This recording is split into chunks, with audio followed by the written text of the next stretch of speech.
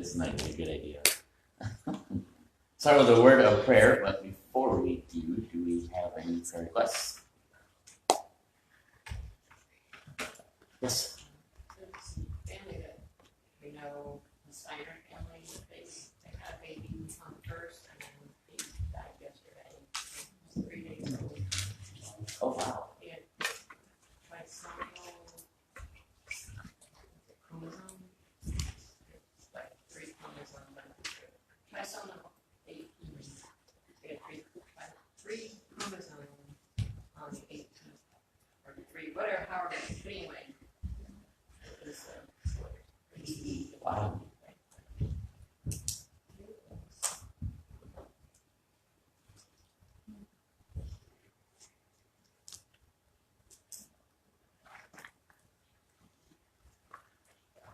Yes. We had asked for prayer for Jim Heisinger, friend from Yes. Downers Grove. Well, about a week and a half ago, he passed away, so for the family, there's decisions to make and just a grieving process for God's comfort. Yes. Yes. He's been battling with cancer for, I don't know, he was diagnosed sometime after we moved here. I don't remember how long ago it was, but probably 3 or 4 years. Yes. Just reminds me, I put it on the app, but Mrs. Creighton died this week. So Yes, that Master of Life in Wisconsin, just yesterday. yes, yesterday.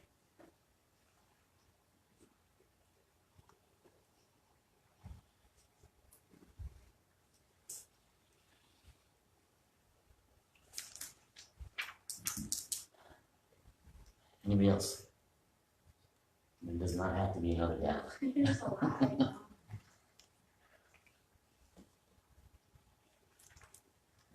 So I continue to pray for, it's going to be Taylorville, the church there.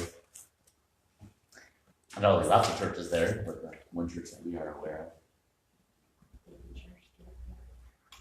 of. Sounded not like destroyed completely, but it sounded like roof damage and a mess.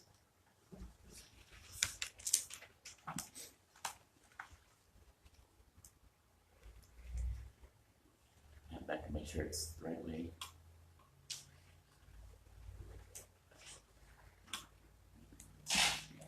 Anybody else? Not Caitlin has an update for us for the Mumfords. 4 requests for the churches in Chad who face lack of commitment, poverty, and disease, as well as the growing influence of Islam in the country. And then as well, they heading back to Central Africa, African Republic.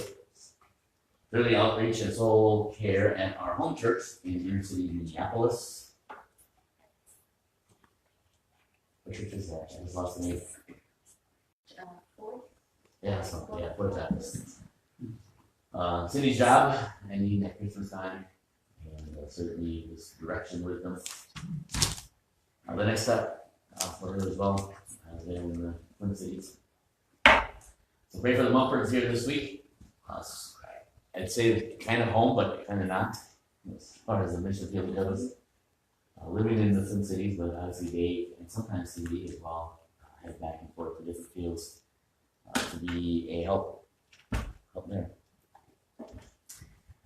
Let's go to Lord in prayer. Dear Lord, we thank you again just for who you are. We thank you for our missionaries. Certainly we thank you for the Mumfords. Certainly you ask that you be with this church, that he has contact with their Chad, and just the many needs that they face in regards to even just the illness and poverty, and it seems like a complacency perhaps in the walk. And I just pray that you'd allow that church and those that are leading it to be a lighthouse, especially in a nation that seems to be overcome and overwhelmed with Islam. And I just pray that you would open up doors and certainly create opportunities as well. So you continue to pray for Dave as he makes trips back and forth. Now here again to Africa. So I say you give protection as he goes, and all the details of the trip, and certainly the ministry while he's there, and while he is just an encouragement to the missionaries and the ministries that are there. I just ask that you would just give him the strength, the health, just the eyes to know where to be and what to say. And we just ask that you would use him in great and mighty ways. And then as well, even just their home church and decisions that are being made there, and as well, even in their own home with Cindy and her job, and just the details of what is next. I just ask that you would lead them as you see fit, and just that you would be honored even through this.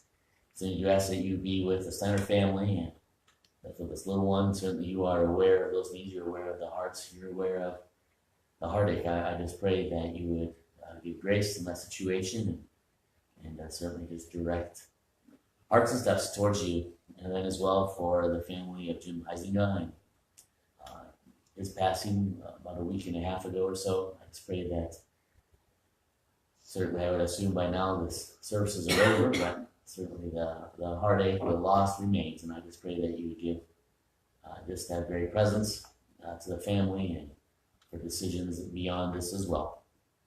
And for the Prigge family with the very recent death there in their home with this pastor's wife, I pray that even tonight, undoubtedly the church meeting together, and I'm certain if the pastor will be leading the services or not, but I pray that you would certainly be with that church. Certainly this is rough on all of them. I pray that you would strengthen their faith through this, that they wouldn't grow hard or cold because of her passing. But I just ask that you would just do a work that only you can do, and certainly for this pastor and his family. If I recall 5 or 6 kids, I just pray that you would give them the strength, give them the grace, give them the eyes to see you even in the midst of this. And as services are being prepared here undoubtedly in the very near future, I pray that you be honored and reflected in all that's said and done. And certainly other requests that may be on our hearts and our minds, I just ask that you would direct our steps, that if it involves us directly, that we follow after you. When it involves others that we know are surrounding us, I just pray that we be able to have your direction, your wisdom, to know how to best encourage and how to best admonish when necessary, that we might encourage each other to walk in your steps. And we thank you for what you'll do in us and through us. I pray that you be with our time together here this evening. I just pray that you would challenge us even here in this challenge here this afternoon, this evening, and as well in your business as we strive to accomplish it day by day. We thank you for those opportunities. In Jesus' name, amen. Well, we're moving ahead. A couple of announcements. Sunday, in fact, I guess that's not an announcement, that's a question. Sunday. I want to know what we'd like to do on Sunday. A refresher, the very next week, we'd like to do some Christmas caroling. And whether we do an afternoon meal and then go out right after, 1-ish, or if we come back, we found that caroling is best when we do it a little sooner than complete darkness, like 6 o'clock. But it wouldn't have to be right away. But anyway, so we have the next 2 weeks to figure that out. Certainly, if we go into Kiwani and are able to be a blessing to them, I think we'd want to do that around the 1 o'clock, 1:30, 2 o'clock time frame. Just because once it gets dark, I know Mrs. Kilstrom, been a few times in the winter, if we stop by and it's dark out, even if it's 5:15, she's already in her pajamas, ready for bed. Even if she'll still be up for 4 more hours, it's that time. And so certainly, I think, and I would love to be able to do that. I think it's always great to be able to go visit with them. And so that'll be in 2 weeks. And weather permitting and voices, all of us permitting, we'd like to be able to head to Kiwani and visit Mr. Cole and Mrs. Dustin and let's mention her name. Muriel Kilstrom, yeah. Lost her last name there for a minute. And so at least those 3. And visit and sing at them. So I think if we did that, that would be great to do an afternoon meal, and then we'll just head that direction. That being said, the very next week is the Christmas program and an afternoon service, so that's interesting to people because we'll have the nursing home service that day as well. And so that leaves us with next week, which will be about our only Sunday, not with an afternoon meal. I am always in favor of afternoon meals. I like afternoon meals here and afternoon services. But I know that for those I say that because I don't have to make any food. I just sit down and there's food, whether it's here or there at home. I don't know how that always happens, but I sit down and food's there. And so from the guy who just sits and eats, I'm completely fine with afternoon meals and services. But certainly don't want to wear out those who do all the behind scenes that to enable me to sit and eat. But any thoughts in that regard for Sunday?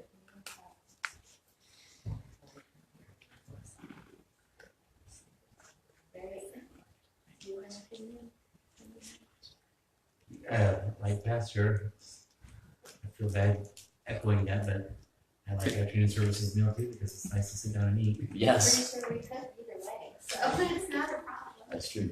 So let's do it. We're all good If with it works that. for everybody, let's plan an afternoon meal and service then this Sunday. I don't know if we have any menu ideas. Be creative, Be creative, whatever that means. lots of pasta. Yeah, lots of pasta. This is gonna be me. No pasta. That's right, it's soups and salad. Oh no. Please pasta. Yeah. Pasta. So that'll be this Sunday. Speaking of, was anybody able to watch part of the funeral today? Yeah, that was, some of it was, I thought it was a really good service. Not so much into the high church Episcopal setting. But I'd like to, just a reminder from George W. Bush on his dad not liking any vegetables. Even in his eulogy had to come out. Yeah, to only be able to live that way. Wow. The thing said of me and my dad, he didn't like vegetables. Just kidding.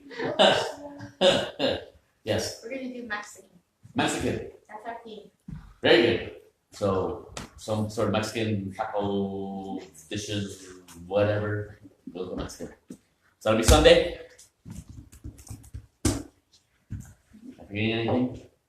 So that'll be this Sunday. The next Sunday we'll go Carolyn. The following Sunday is Christmas weekend already. One thing that is an option as far as Christmas goes, but I can't believe we're that close already. Obviously, we're going to have a Christmas Eve service, weather permitting, Monday night.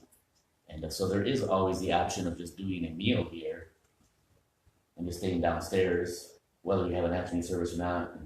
But we'll just figure all that out. Just plan on a meal this winter. Just plan on a meal, but make it a longer meal or play some sort of silly Christmas games or something down there as well. And come back the next night for the evening service. That makes sense. Well, we'll figure that out when we get closer. Other than that, missionary. Yes. Need to figure that out. Well, that we still really technically have a quorum, but we do know that we had at least 250, right? 250 came in this last week. Before that, I think we had 60 that came in. Yeah. And some of this is obviously just adding to the missions fund. So certainly we have even more than that has come in. But on the regards of about 310, I think it makes sense that we at least designate that amount.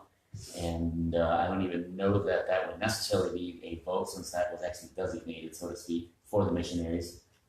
I guess if there was any interest in going beyond that, that we would need to vote for. Other than that, there's $136. So 136. Faith promise, period. Okay. I seem like we had more than that before. That's what I was thinking, but I think it was the total, including the 60, I think. Is Yes, okay. Yes, so we probably don't want to go any lower than that anyway. Okay, so of the 310, that'd be $62. Either just round it off at the 60 mark or round it up to the 65 mark. But I'd almost think it's rounded at the 60 and call it good, right? 300. Any comments? We don't actually have a quorum, but this has been designated, so we want to make sure it gets to them. Minutes. Yeah, we can take it. We can. Yeah, I mean, 2, 3. Just trying to do it right. Unless there's any discussion. So the 310 came in. We will send 300 of that to our missionaries. We'll leave the 10 in just to be used for January, since we are very low on January as well. I think Mr. Cole was a supporter of missions, and I guess he's not here anymore. And I don't know how that will affect us in the long term, but certainly want to be aware of that. Either have to start getting more, or get some more Mr. Coles. Is that what you're raising? And so I don't want to take that missions fund too far, or we'll be zeroed out here quicker than we'd like to. So $60, that's already designated. I don't think you need a vote. And given, we'll just send it off. We'll go from there. There's something else that we need to go over. I think there's a third thing, but I'm missing it. It may come to me, it may not, but we'll continue on. Growing through adversity, let me see if these there's a lot here. Objectives of adversity, here's where we really want to start. Let me skip out of, yeah. So we have pruning. If I can back up and remind us that there's benefits, or objectives as I have it called. There are benefits of us going through trials. There's benefits of the circumstances that we face, regardless of what they are. Financial or health or material, social, whatever it is that we face, there's actually benefits of that. It could be something as simple as things that we face on a daily basis, or rather large catastrophes that change our lives dramatically. There's always a benefit. The benefit of pruning. Our God is constantly pruning us. We know from John.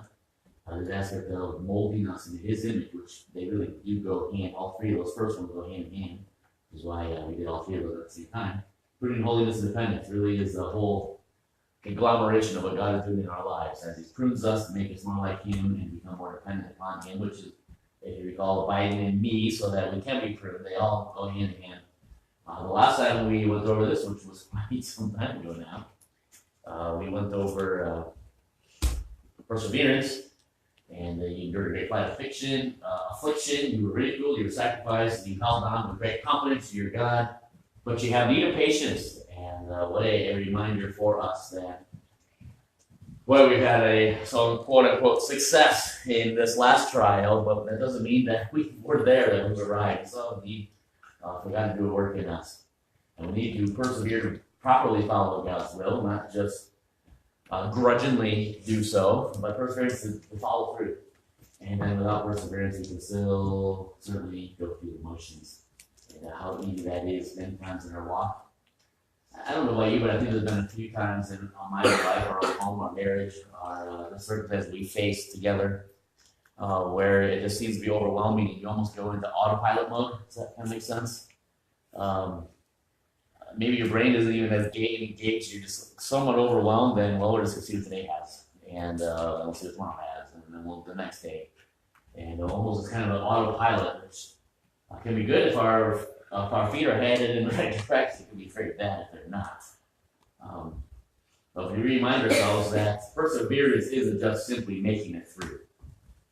Perseverance is biblical perseverance, is being able to realize that as I make my way through these circumstances, there's a benefit, there's a reason. God's doing the work, and be able to get through that and accomplish what God has imagined for us. Adversity produces perseverance, and perseverance enables us to meet adversity. Tonight, we did the second week in regards to endurance. You're not on a higher hill than others. If you want to remember how to endure, just remind yourself from 1 Corinthians 7 there. That the circumstance that I face is not bigger, stronger, just insurmountable. Nobody else has ever faced that. And we remind ourselves that God is faithful. It is deception to say that we cannot endure it. It is idolatry to not endure it. And certainly idolatry is not just an Old Testament problem. Philippians 4:13, the strength to endure is not from me. I have to remind myself of that. If our endurance is solely based on my own zeal, my endurance is solely based on my own, a grip in life, so to speak, then that's not actually true endurance either. I need to understand where my strength lies. Endurance proves Christ in me to others. And what a reminder that is. Endurance is a byproduct of my love for my God. Again, it is easy to endure. You can almost say it this way. It's easy to endure as a byproduct of my love for myself. I'm just going to get through it. I mean, you get it done. You get it accomplished. But true biblical endurance is a byproduct of my love for my God. And that's why I'm enduring. And then as well, endurance requires me to respond to my sin first. And what a great reminder of that as well. But here tonight, very quickly, I want to continue on with that topic of service. And if you read through the books, it's been a while since we've been in our books. You read in your book, the book takes us to the life of Joseph. A couple questions as we consider the life of Joseph. Why was Joseph sold into slavery? I guess I'm actually looking for an answer here. What was the purpose of Joseph being sold into slavery? We know the rest of the story. So what was the purpose of Joseph being sold into slavery? Why did that happen to him? We know, he didn't know at the moment, but we know, as we read the rest of the story. What was the purpose? What was the plan? What was God doing? We had to be there then to tell the dream, but also he was elevated as a leader, even well, the slavery and then the house and then in prison, like everywhere he went, he submitted to God's will, and I think it built his character because he followed God no matter what his situation. Correct. That last phrase is kind of the key there. Why was Joseph sold into slavery? It was obviously because God was in control. And God prepared him. God sent him.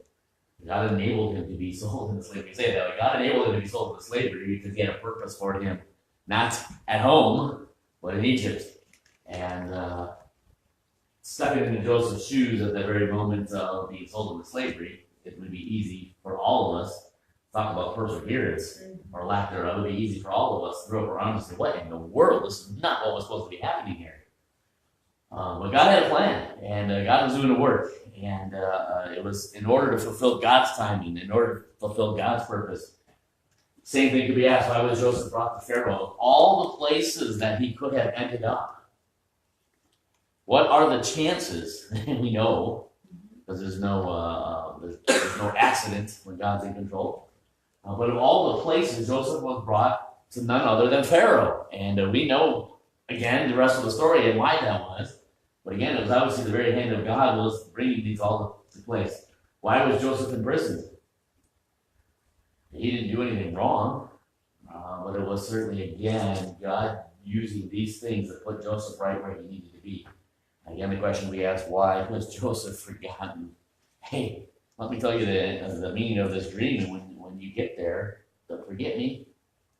And make sure you pass on that I was the one that told you. That's not literally what he said, but in essence what he said. And he was forgotten. Wait for another 2 years. If you want to talk about a long time frame, 2 years sitting in prison when you thought you were days from freedom is an eternity. Why did that happen? To be right where God needed him at the right moment. Again, stepping into his shoes, that's hard for us to grasp. Reading it in the Word of God, it's easy for us to understand and see, but it's also easy for us not to make the same application to our lives. Well, that was Joseph, and it all worked out. God had a plan, and how amazing it worked out, and he was able to, in essence, prepare for his own family's arrival. But at the same point, day after day, it seemed that Joseph was facing something else, doing what he thought was right, and suffering because of it. And the very reality that Joseph being in a spot of service, Joseph being in a spot where he was most needed, even though it took trials for him to get there. Genesis 37, I don't know if I'll read all these verses, but beginning in verse 1. Genesis 37, and Jacob dwelt in the land wherein his father was a stranger in the land of Canaan. These are the generations of Jacob, Joseph being 17 years old. Now I know that, how do I say this? A 17-year-old today is not the same as a 17-year-old back then. This is a great way of saying it that way. Their societies are very different. 17-year-old back then was many times even already married, had a family, so to speak. But still, in our correlation, he's still very young. Joseph being 17 years old, was feeding the flock with his brethren, and the lad, the sons of Bilhah, and with the sons of Zilpah, his father's wives, and Joseph brought unto his father their evil report. Now, some could say, nothing wrong with that, especially dad. Brothers weren't seen too highly with that. Now, Israel loved Joseph more than all his children because he was the son of his old age, and he made him a coat of many colors. When his brethren saw that their father loved him more than all his brethren, they hated him and could not speak peaceably unto him. And Joseph dreamed a dream, and he told it to his brethren, and they hated him yet the more. And he said unto them, Hear, I pray you, this dream which I have dreamed, for behold, we were binding sheaves in the field, and lo, my sheaf arose and also stood up upright, and behold, your sheaf stood round about and made obeisance to mine. They began to worship to my sheaf. I can't imagine what that would be like to have a little brother say that. There's only 4 of us in our family, and we didn't certainly have the age span that Joseph was living through, but I can't imagine that my little brother Dave ever said that. Hey, I had a dream. You guys were all calming down to me. That was the pizza, Dave, but nothing more. And his brother had said to him, Shalt thou indeed reign over us, or shalt thou indeed have dominion over us? And they hated him yet the more for his dreams and for his words.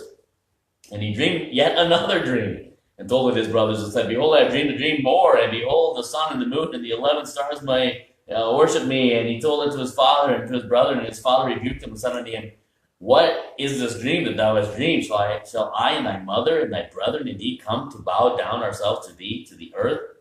And his brethren envied him, but his father observed the same.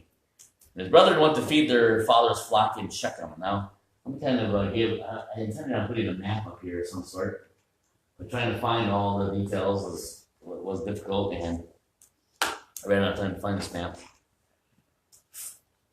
A lot of discussion in regards to what actually was Shechem. Was it Shechem Valley? Was there actually a city that they don't know about today? Was it actually a city that they do know about today? What are the possibilities? And it seems like many seem to believe that it was more of the valley, because obviously they're taking sheep there. So they're not taking the sheep to Peoria. They're taking it to a valley. They're taking it to a place to feed these sheep. And with that being the case, it's estimated that this would have been about 50 miles away. I saw some estimates that were shorter, some that were longer, but it seems like 50 was a good median value there. Now, it is said that at a shepherd's pace, or probably more specifically at the pace of a sheep, plural, it would be about 20 hours away. 20 hours away from home is where they had gone to feed the sheep. So this isn't like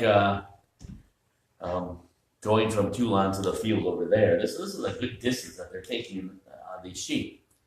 And Israel said unto Joseph, Do not thy brethren feed the flock in Shechem? Come, and I will send thee unto them. And he said unto him, Here I am. He said to him, Go, I pray thee, see whether it be well with thy brethren, and well with thy flocks, and bring me word again. They sent him out of the vale of Hebron, and he came to Shechem. A certain man found him. Behold, he was wandering in the field, and the man asked him, saying, What are you looking for? What seekest thou? And he said, I seek my brother, and tell me, I pray thee, where they feed their sheep. And the man said, They are departed hence. And I heard them say, Let us go to Dothan. And Joseph went with his brethren and found them in Dothan.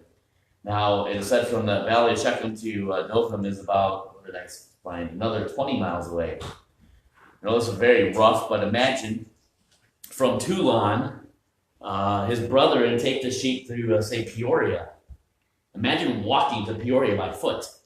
And then imagine getting to Peoria, and they're kind of wandering around. Obviously, they're not in a large city like that. They're out in the middle of nowhere. But he gets to that valley. Some guy comes up to him and says, Hey, who are you looking for? Well, my brother, and he perhaps has described them. And certainly just the fact of how many of them there were and the size of the flock, it was very easy to determine. And I overheard them saying that they were going to be heading from Peoria over to Bloomington. It's very rough because Bloomington would be just a touch farther than that, but yet at the same point, it's awfully close. Could you imagine then when you finally got to Peoria, getting word that now they're in Bloomington? This is me speaking. I would have said, you know what, I'm never going to catch up to them. By the time I get to Bloomington, they're going to be somewhere else. I'll probably be home by then. Just going home. Or certainly as as he continues traveling, how many times would it cross his mind of, I don't know where I'm ever going to find these guys. How will I ever find them? And how would he ever find them? That's almost a miracle in and of itself to go from home about 50 miles and then about another 20 miles. In the car, 70 miles is not that big of a deal, but when you're on foot, that's a pretty big span of distance. But then on the other side of the coin, in fact, where do we leave off? Pick up in verse 12, and his brother went to feed the father's flock in Shechem. Where did I leave off? Let's head to verse 15. Certain man found him, behold, he was wandering in the field, and the man asked him, saying, where are you going? Verse 16, looking for my brother. Verse 17, I heard that they've gone to Dothan. Verse 18, when they saw him afar off. Now let's step into the brother's shoes. Can you imagine being that far from home and from afar off saying, I think that's our little brother? I would imagine in the back of their mind, they never imagined that little brother was going to be there. Of all the people that would be coming their way, why would it be brother? That was kind of the, certainly not as significant, but 32 pictures that we get from the Marines, and picture after picture of bald guy, and then seeing the one of AJ Dead Center right in the middle of the picture there. I was like, whoa, didn't expect that. There he is, in a much greater way, because at least we know that somewhere he's probably in these pictures, we just got to figure out where. Much greater way. Here they are, 50 plus another 20 miles from home. That's little brother. And then with the thought of this guy coming all the way out there just to meet them, verse 19, it said one to another, behold, this dream would come now therefore, and let us slay him. Cast him into some pit, and we will say, some evil beast hath devoured him. We shall see what will become of his dreams. Surely the likelihood of death for a 17-year-old seemingly traveling probably alone. It's possible that there were some servants that went with him, but 17-year-old traveling that far, surely the likelihood of death was pretty high. And so this wasn't a far-fetched reality. Somehow he made it to us, still alive. We killed him. Not going to be that unbelievable to say that just on the journey he was killed. Verse 20 is that sort of conclusion. And Reuben hears it. We know the story, but he delivered him out of their hands and said, let's not kill him. Reuben said unto him, shed no blood, but cast him into the pit that is in the wilderness. Lay no hand upon him, that he might rid him of their hands, deliver him to his father again. So Reuben's got a plan in the background he's not going to tell his other brothers about, but let's just drop him in this well, and I'll come back later to deliver him so he can go back home. It came to pass when Joseph was come unto his brother, that they stripped Joseph of his coat of many colors that was on him. They took him and cast him into a pit, and the pit was empty. There was no water in it. Now, obviously, I don't think that their wells were quite as deep as our wells are today. But being dropped into a pit with no water is never a pleasant experience, I can't imagine. Especially when you've just made the perseverance to get all the way to where they are finally. And just, you could say the miracle of, I found them. This is unbelievable. Here they are. As I approach them, they strip me of my coat and throw me into a waterless well. But look what it says in verse 25. And they sat down to eat bread. Very possibly the very bread that Joseph has brought to them. And what a understanding of their heart. What an understanding that they could do this to their brother and still be hungry. There's just a strange way of thinking in that regard. They sat down to eat bread, and they lifted up their eyes and looked, and behold, a company of Ishmaelites came from Gilead, and with their camels bearing spices and balm and myrrh, going to carry down to Egypt. And Judah said unto his brother, what profit is it if we slay our brother and conceal his blood? Let's sell him. Let's make some money off of little brother. This is going to work out so much better. Don't we consider our journey in Joseph's shoes? Don't we consider our journey through life? Don't we consider what God does in our life to prepare us? Again, it's easy to look at the life of Joseph, know the facts, the details from step 1 to step 2 to step 3. But we lose sight of it when those same details fall into our lives. Jump ahead to chapter 39. Again, as if worse couldn't go from bad to worse. Verse 1, and Joseph was brought down to Egypt, and Potiphar, an officer of Pharaoh, captain of the guard, and the Egyptian, bought him of the hands of the Ishmaelites, which had brought him down thither. Poor guy has now gone through 2 auctions, so to speak, human auctions. The Lord was with Joseph, and he was a prosperous man. He was in the house of his master, the Egyptian. And his master saw that the Lord was with him, and that the Lord made all that he did to prosper in his hand. And Joseph found grace in his sight, and he served him. And he made him overseer over his house and all that he had put into his hand. Now, if you could see a silver lining in the cloud, so to speak, here Joseph has gotten where he never intended on going. But at least he's being rewarded, and God is certainly with him, and he's aware of that, and things seem to be going very well. It came to pass from that time that he made him overseer in his house, and over all that he had, that the Lord blessed the Egyptian's house for Joseph's sake. The blessing of the Lord was upon all that he had in the house and in the field. He left all that he had in Joseph's hand, and he knew not aught he had save the bread which he did eat. And Joseph was a goodly person and well favored. It came to pass after these things that his master's wife cast her eye upon Joseph, and she said, Lie with me. But he refused, and saith unto his master's wife, Behold, my master wotteth not what is in with me in the house, and he hath committed all that he had to my hand. There is none greater in this house than I, neither hath he kept back anything from me except for you. Because thou art his wife, how then can I do this great wickedness and sin against God?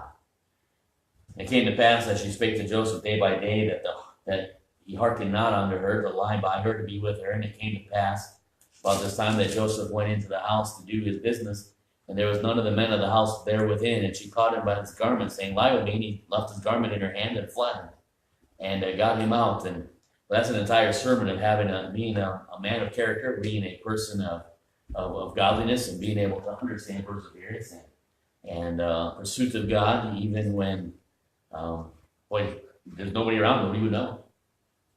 But he fled. But we know what happens again in chapter 40.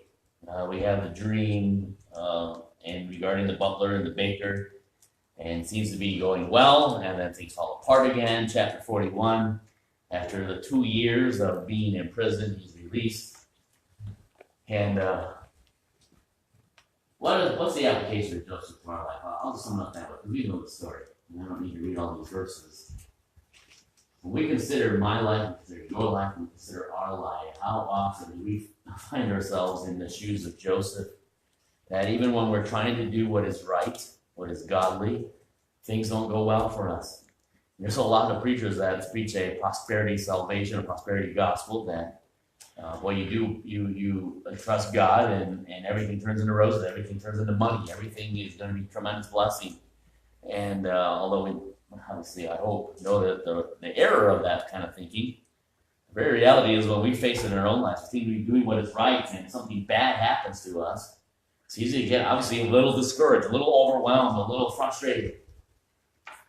And we know the story of Joseph, but we don't often live the story of Joseph, because when those same things happen to us, when we find ourselves tying Joseph's shoes on our feet, we have a very different vantage point, we think, than what Joseph would.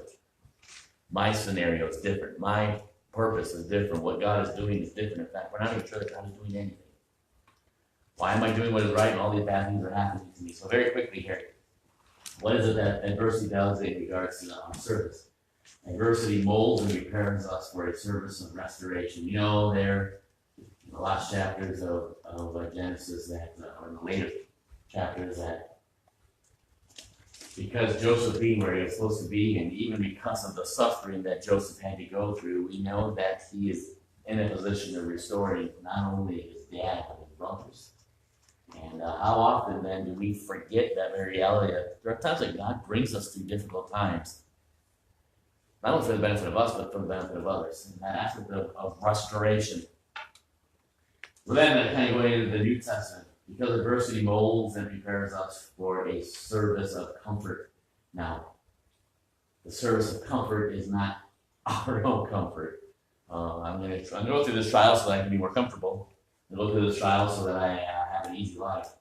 But there are times when we go through a circumstance so that we can be a blessing to somebody else in regards to comfort. Let me read these verses. we want to look up if you have a finger speed here. 2 Corinthians chapter 1, verse 3 and 4. Say this: Blessed be God, even the Father of our Lord Jesus Christ, the Father of mercies, and the God of all comfort, who comforted us in all our tribulation, that we may be able to comfort them which are in any trouble. By the comfort therewith we ourselves are comforted of God.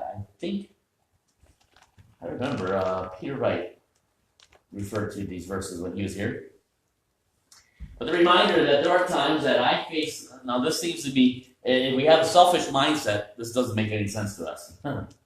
But understanding what God is doing, there are times that we go through our situations for the very purpose that we might be the hands and feet of our God to comfort somebody else as they perhaps go through the very things that we're going through.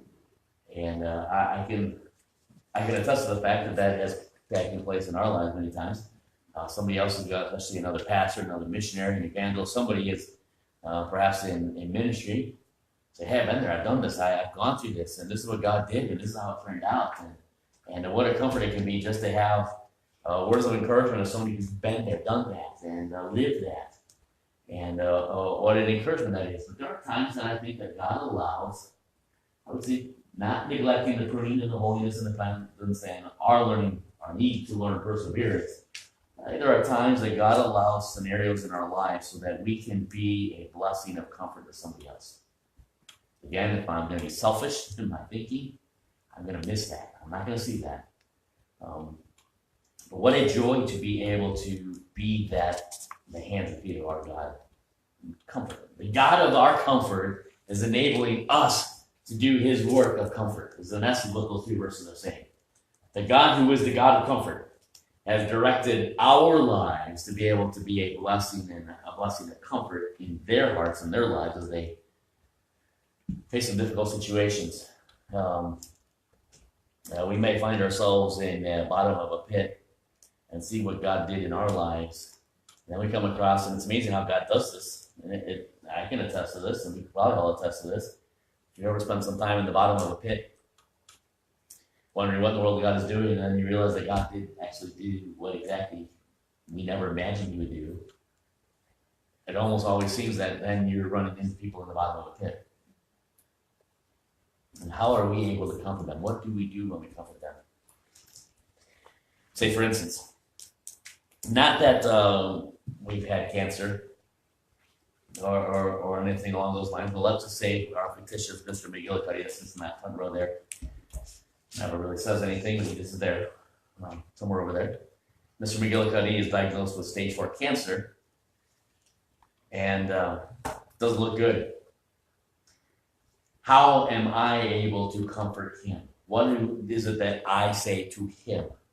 Probably a challenge that sometimes pastors are faced with.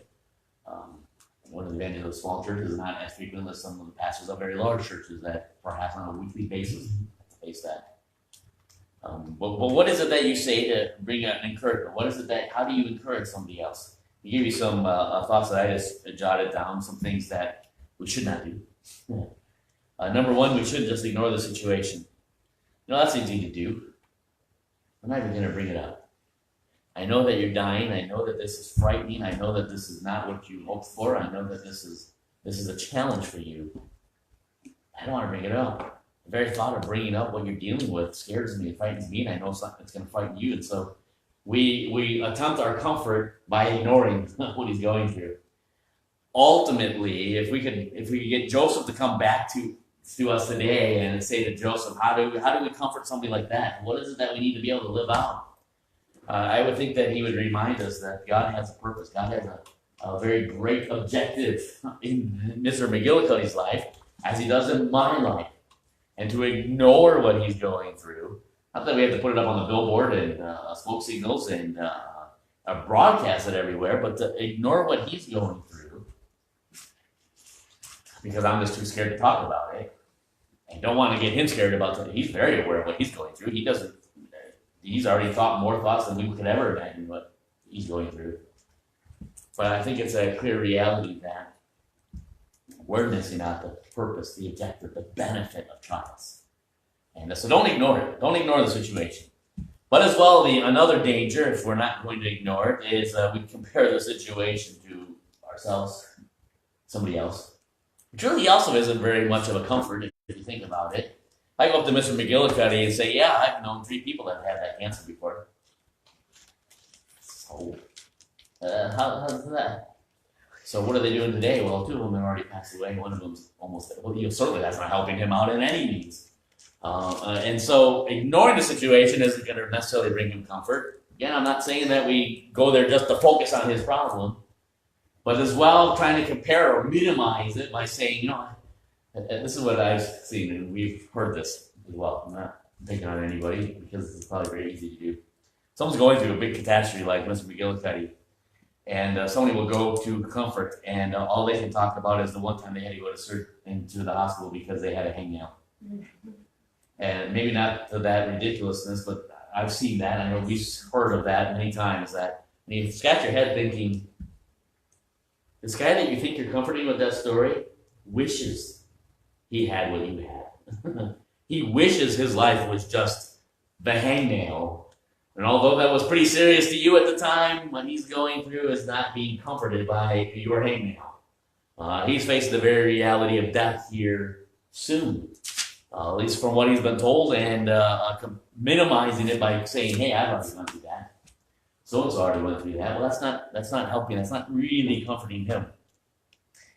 Another way, that is another easy way of responding to our fictitious Mr. McGillicuddy with the stage 4 cancer is just talk about ourselves. We don't know what else to talk about. Oh, I had a long day at work today.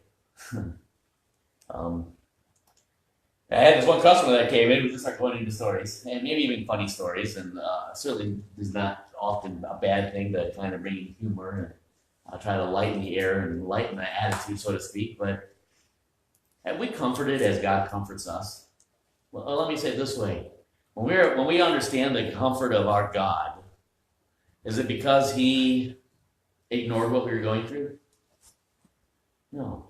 He met us right where we were and brought us comfort right where we are. In the midst of our trial, He comforted us in the midst of our trial, dealing with our trial, heading on straight on as we needed.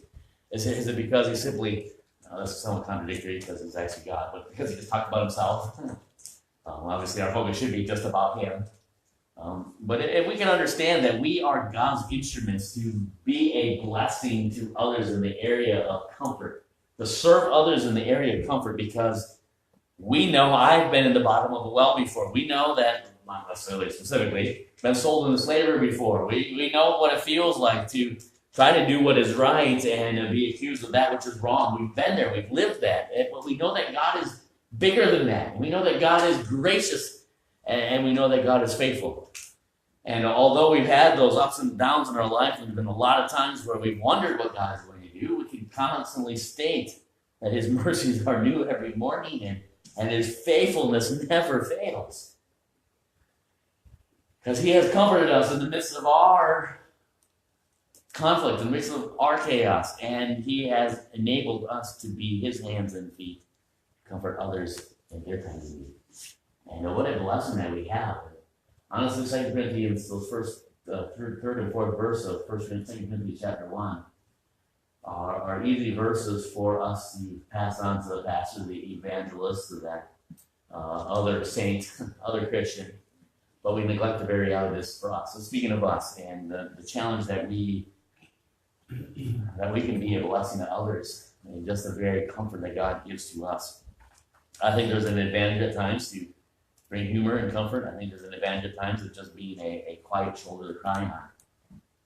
But to truly live out the comfort that God brings is not just about making light of the situation, but reminding us of our God and that He is faithful, and to get focused in that regard. But very quickly, third point, rescued, mold, and prepare us for a service of restoration, putting Joseph where he needed to be in order to bring, we could say, redemption to his family like he needed to do.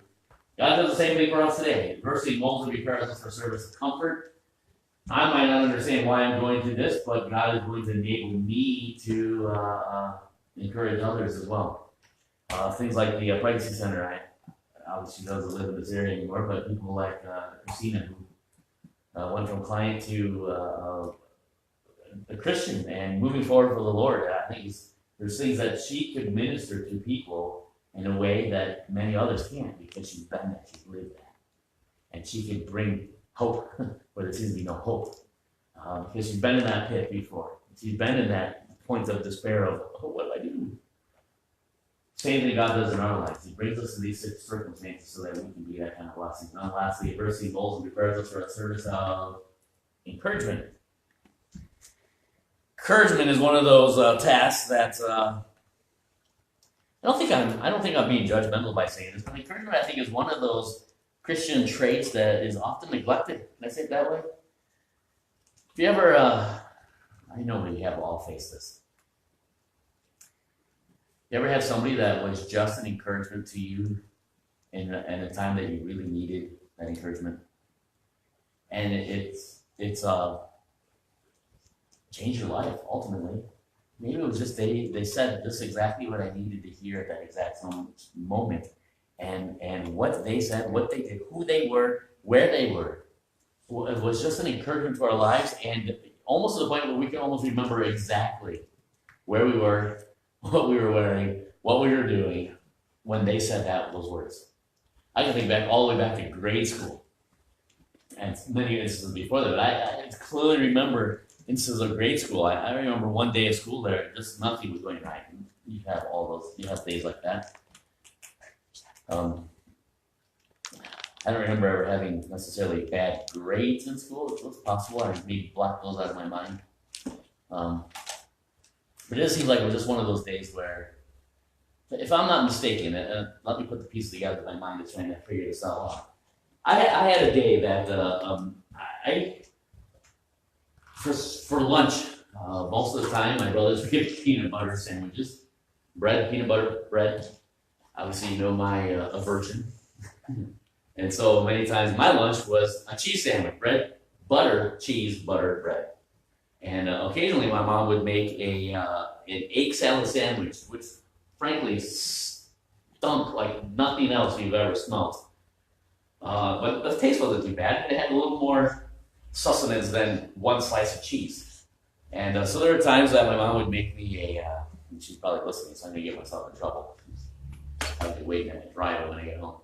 And she made me an egg salad sandwich this one day, and again, not my favorite, but it was definitely an option over a cheese sandwich. Well, the kids that were sitting across the table from me, as soon as I opened up my lunch sack, were like, "Oh, that's gross! How are you gonna eat that?" I'm like, "It's my lunch." And as I'm taking my bite, they're going, "Oh, that's so disgusting! Oh, it just stinks!" And I'm just eating my lunch. The lunchroom monitor, later it would be, actually my mom was the lunchroom monitor, but this is before she had that job. Lunchroom monitor came over and she says, "Art," and these other three kids, principal's office. I remember thinking, just trying to eat my lunch. And I had to spend, I think it was like an hour and a half upstairs, missing my next class in the principal's office as I was getting talked to about causing a disturbance at lunch. And in my mind, I'm thinking, no different than Joseph. What did I do wrong? I have a perfect record. I've never been to the principal's office. The principal was a friend of ours. He came over for dinner at times. She even drove us to school at times. Well, why am I here? And I remember it was just that, I think it was that same day. And it just seemed like from that point on, everything just fell apart. And I didn't get to eat my lunch. Now I didn't even want to eat my lunch if I had the opportunity. Frankly, wasn't all that excited about eating my lunch in the first place, but now, no question. And I remember afterwards, my mom was one of the janitors of this church school that we went to. And I was in the balcony, vacuuming the balcony carpet. And our youth pastor, and I think I was 5th or 6th grade, our youth pastor walked through to get to his office, and he said, "Hey, what are you doing up there?" I'm like, "Oh, I'm cleaning." And I'm certain because I'm a 5th grade, you can't hide your emotions when you're a child. Sometimes you can't do it as an adult, but I'm guessing that in my answer, he knew this has been a bad day for Art. And I don't remember exactly what his words were, but whatever it was that he said something along the lines where, "Art, there's people that like you that are just an encouragement to people like me." He was literally, it was something along those lines, and I remember back and thinking, what? I just had to the rudest day of my life, and I had spent an hour in the principal's office because I was eating the lunch my mom packed for me. And what in the? And I can clearly remember where he was, where I was, and this was the 5th grade. I'm not gonna incriminate myself, but it's been a long time ago. Watch your mouth. But I remember that. You know, we could probably all think of times when, right when we were having our darkest moments, someone just said, you were just a one sentence. And it changed our outlook, it changed our lives, and that was amazing. And I think Pastor John Smith is now selling cars or something in Arizona, so I don't remember where he is now. That guy's now my hero. Just from that one instance when I remember what Pastor John said in just a sentence when I was in the middle of the worst day of my 5th grade life. You know, there's a comfort, there's a task of comfort that God gives to us so that we can be an encouragement to others. Let me quickly read this verse. 2 Corinthians 1:5 says, for as the sufferings of Christ abound in us, so our consolation also abounds by Christ. ESV says, therefore, as we share abundantly in Christ's sufferings. Really abundantly when it comes to suffering? So through Christ, we share abundantly in comfort too. When we think of the role that we have in regards to being encouragement, and the role that others have had in our lives as being an encourager, there are people that you never forget. What if you were that person? What if we lived that life? What if we realized that God was bringing us through this trial so that I could be an encouragement to the next one that went through that trial? So that my words would be right where they needed to be. I know I've said this before, and he's obviously not here tonight, but Mr. Cole, in our first 5-6 years of being here, and we went through a lot of, besides the church fire, we went through a lot of things those first few years. A lot of discouraging times those first few years. I would chalk some of it up to being just young. Some of it just being no idea what rural life was like at times. But there were a lot of things, and I said this before, how many times that just a terrible, just not a very good day, and someone came over and ripped my head off for something I didn't even realize I had done, or in some instances hadn't even done. And I get back to the house just, let me get the grouch look. And there's a phone ringing, Mr. Cole. Hey, just wanted to let you know in this way that he's certainly not as much nowadays, but back when he was young, like 87, back in his mid-80s when he was still a youngster, he called, I just wanted to let you know the Lord placed you on my heart, and I've been praying for you guys. I just love what you guys do. Love you guys. Just take care. I'm thinking to myself, Mr. Cole, how in the world do you know that this is the exact time that I need to hear your voice? How in the world is it? Remember when he would call it with the Nuggets? Hey, me and Ruthie May? Me and Ruthie May were just sitting there at the table, and we were reading our devotions. We had this verse, and I just thought of you. And here's what the verse says. And he's reading this verse to us, and I'm thinking, that's exactly the verse I need to hear right now. How did he know that? How did he know that? There's no way he knew that, unless our house was bugged and it was all piped at his house. There was no way he knew that. But God did. And how often we miss out on opportunities for a service of encouragement because we get caught up in our own needs, in our own trials, and we become very selfish in our own needs and our own trials, that we miss out on what God is doing in our needs and our trials, and are reminded of His faithfulness to be an encouragement to others when they face the same things. And what an opportunity we have. Live out Joseph, not just know the story, but to live out Joseph's life. Let's pray. Lord, we thank you again for all that you've done for us. We thank you for those trials. We thank you for those egg salad sandwiches that lead us to just an opportunity to be able to see your grace, an opportunity to be encouraged, an opportunity to have others have an impact in our life. And I pray that we would not go through that next trial with such a selfish outlook that we neglect what you're doing in our lives. Now, I pray that you would use us in the trial, that we might be used by us, that we might be used by you in the trials of others. And I just pray that you would do a work in and through us, reminding us of your faithfulness, reminding us of your goodness, even in the trials. Be reminded that you are good all the time. I pray that you would open up those opportunities, open up our eyes, give us the boldness when you lay a person on our hearts to be able to follow through and be that comfort, be that encouragement, to understand the gain, the benefit, the profit of our trial, and how we can use it in the life of another in their trials as well. We thank you for those opportunities in Jesus' name. Amen. Sunday, I had more time to think about it. I could probably come up with the Spanish way of saying it, but in the English way, we're going to be having Mexican food on Sunday. Domingo? Is it Domingo? So whatever, or if you're not in the Mexican, bring something in the Mexican that you want to eat. We'll say it that way. And we'll have an afternoon service as well. Is there anything else? We are dismissed.